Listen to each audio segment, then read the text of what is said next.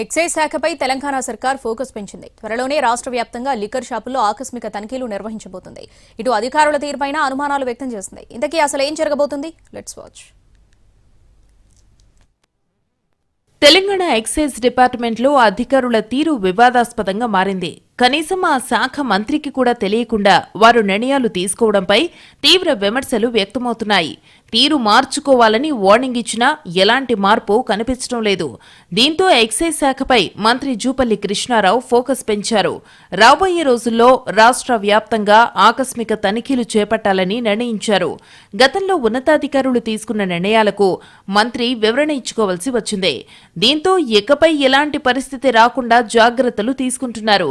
అలాగే ఎప్పటికప్పుడు రిపోర్టును తెప్పించుకుంటున్నారు.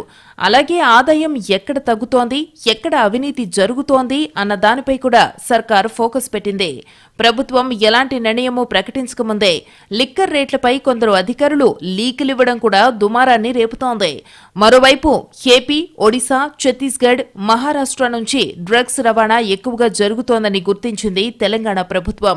దీంతో సరిహద్దు ప్రాంతాలలో చెక్పోస్టులు ఏర్పాటు చేసి నిఘా పెంచాలని ఇప్పటికే ఆదేశాలు జారీ చేసింది.